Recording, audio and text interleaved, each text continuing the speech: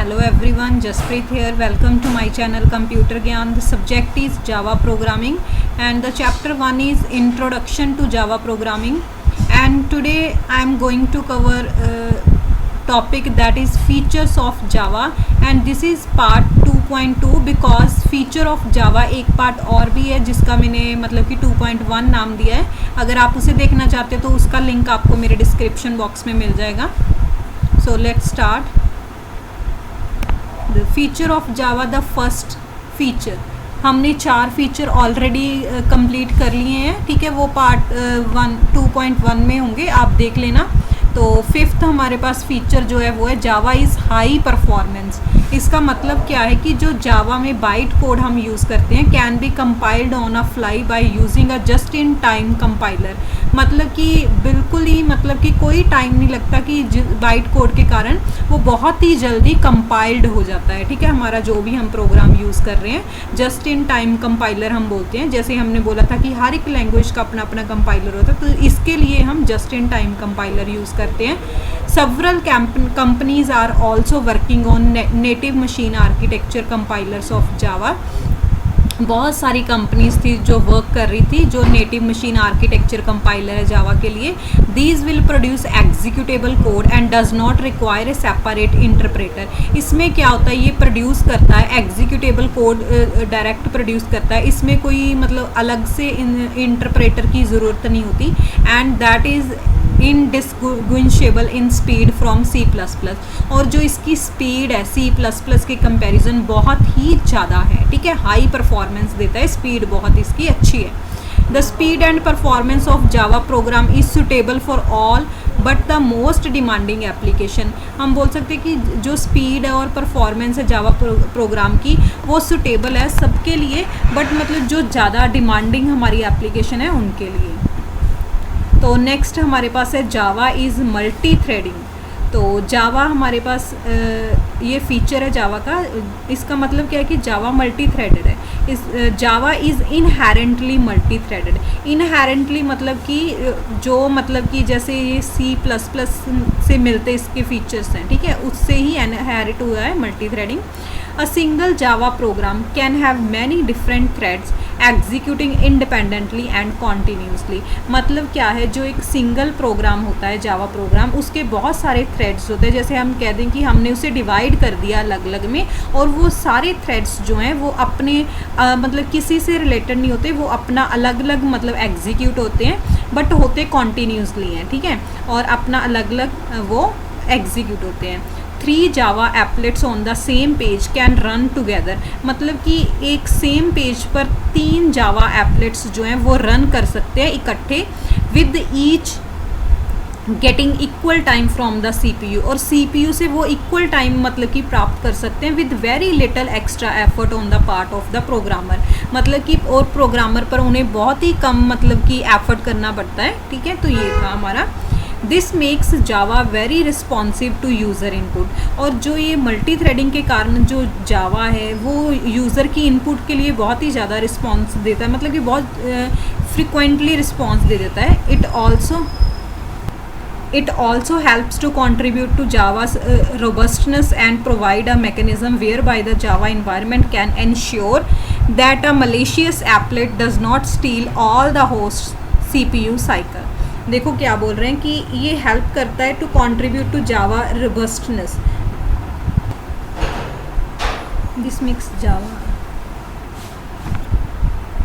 देखो this makes Java very responsive to user input. मतलब user input के लिए बहुत ही फ्रिक्वेंट रिस्पॉन्स देता है.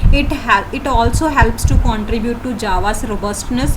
जो जावा की रोबस्टनेस है उसमें भी हेल्प करता है. एंड प्रोवाइड अ मैकेनिज्म, और मैकेनिज्म प्रोवाइड करता है whereby the Java environment, जिसमें जो जावा इन्वायरमेंट है can ensure that a malicious applet does not steal all of the host CPU cycle. मतलब कि कोई जो CPU साइकिल्स बने हैं उन्हें कोई स्टील ना कर सके, ठीक है, कोई और उसका मतलब यूज़ ना कर सके. रोबस्टनेस का मतलब यही होता है, ठीक है. तो नेक्स्ट देखते हैं हम. 7th हमारे पास है जावा is dynamic. Java does not have an explicit link face, मतलब इसका कोई एक्सप्लिसिट लिंक फेस नहीं होता। Java source code is divided into dot Java files, जो जावा का सोर्स कोड होता है, ठीक है, जो स्टार्टिंग कोड होता है वो डिवाइड होता है डॉट जावा फाइल्स में, रफली 1 पर each class in your program, मतलब अपने प्रोग्राम में हर एक क्लास के लिए एक जावा फाइल होगी। The compiler compiles these into dot class file, और फिर जो कंपाइलर है वो इन्हें कंपाइल कर देता है जावा फाइल्स को डॉट क्लास फाइल्स में, कंटेनिंग बाइट कोड, जिसमें मतलब जो कंपाइलर होता है उसमें बाइट कोड्स होते हैं। Each class from the Java dot Java file is compiled into separate dot class file, ठीक है, मतलब हर एक क्लास की अपनी अलग से जावा फाइल होगी जो अलग से कंपाइल्ड होगी क्लास फाइल में। The compiler search the current directory and directory specified in the class path environment variable.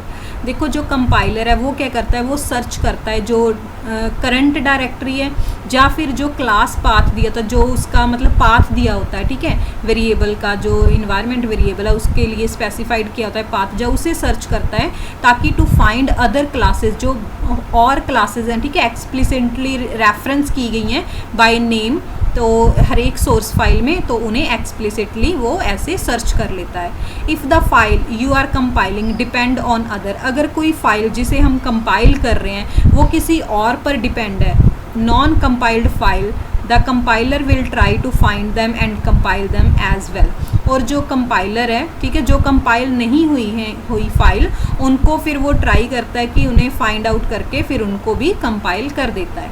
The compiler is quite smart, इसमें जो कंपाइलर होता है जावा का वो बहुत ही ज़्यादा स्मार्ट होता है, and can handle circular dependencies as well as methods, जो मतलब उसमें सर्कुलर डिपेंडेंसीज होती हैं, एक दूसरे पर डिपेंड होना, ठीक है, या फिर एज वेल एज जो मैथड्स हैं उनको मतलब बहुत अच्छे तरीके से हैंडल करता है। दैट आर यूज्ड, जो यूज़ किए जाते हैं बिफोर दे आर डिक्लेयर, मतलब उन्हें डिक्लेयर करने से पहले उन्हें यूज़ किया जाता है, उन्हें बहुत अच्छे से हैंडल करता है। It also can determine whether a source code file has changed, मतलब इट ऑल्सो कैन डिटरमाइन, मतलब वो ये भी डिटरमाइन करता है कि जो सोर्स कोड फाइल है कहीं वो चेंज तो नहीं होगी since the last time it was compiled, जब उसने लास्ट टाइम फाइल को कंपाइल किया था। ये भी मतलब कंपाइलर इतना स्मार्ट है कि वो ये भी चेक कर लेता है कि जो मैंने लास्ट टाइम फाइल को कंपाइल किया था उसका सोर्स कोड जो मतलब फाइल है वो चेंज तो नहीं हो गया, ठीक है।